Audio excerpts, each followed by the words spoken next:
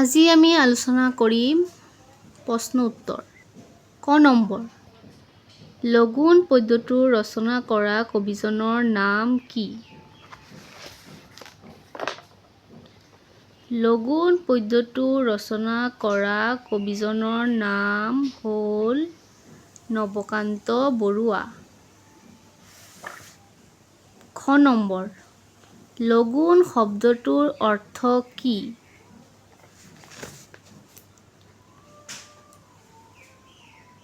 লগুণ শব্দৰ অৰ্থ হ'ল একো নোখোৱাকৈ থকা।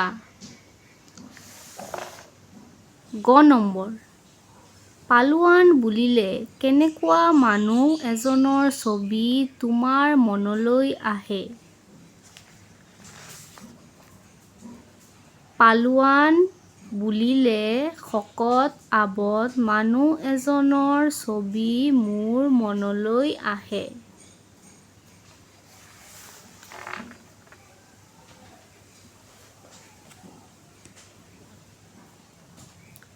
লগুণ পদ্যটিৰ ভিত্তিত ক অংশৰ কথাখিনিৰ লগত খ অংশৰ কথাখিনি মিলাই লিখা।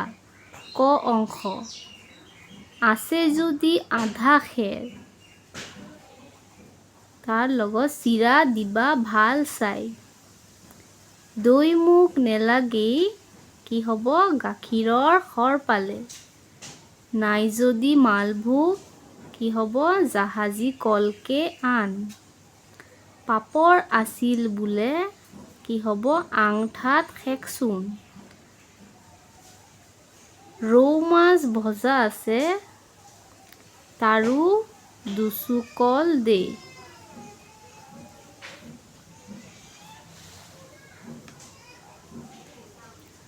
তলত উল্লেখ কৰা বস্তু কেইবিধৰ বিষয়ে দলত আলোচনা কৰি চমু টোকা লিখা। ক নম্বৰ কি আছে? মালভোগ কল। খ নম্বৰ গাখীৰৰ সৰ। গ নম্বৰ আচাৰ আৰু ঘ নম্বৰ কি পাপৰ।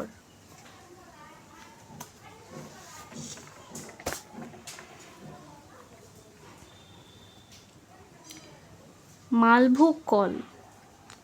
মালভোগ কল হৈছে এবিধ পুষ্টিকৰ ফল। এই ফল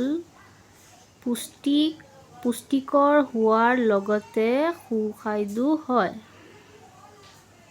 গাখীৰ। গাখীৰ গৰম কৰোঁতে গাখীৰৰ ওপৰত এখন চামনি উঠে, ইয়াকে গাখীৰৰ সৰ বোলে। গাখীৰৰ সৰ খাবলৈ সোৱাদ হয়, ইয়াৰ পৰা মানুহে ঘি প্ৰস্তুত কৰে।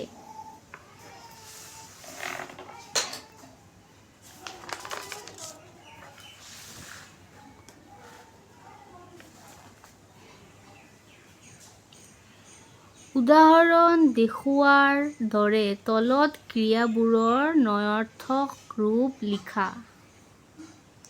ন যোগ চাই, কি হ'ব নাচায় বা নেচায়। ন যোগ কাটে, কি হ'ব নাকাটে বা নেকাটে। ন যোগ পালে, কি হ'ব নাপালে বা নেপালে। ন যোগ খালে, কি হ'ব নাখালে বা নেখালে। তলত দিয়া স্বৰবৰ্ণৰে আৰম্ভ হোৱা ক্ৰিয়াবোৰৰ ন্বয়াৰ্থক ৰূপ লিখো আহা। ন যোগ এৰে, কি হ'ব ন যোগ এৰে, কি হ'ব নৰে। ন যোগ আছিল, কি হ'ব নাছিল। ন যোগ অহা, কি হ'ব নহা। ন যোগ আহিবা, কি হ'ব নাহিবা। ন যোগ ওলাই, কি হ'ব নোলায়। এইটো তোমালোকে কৰি ল'বা।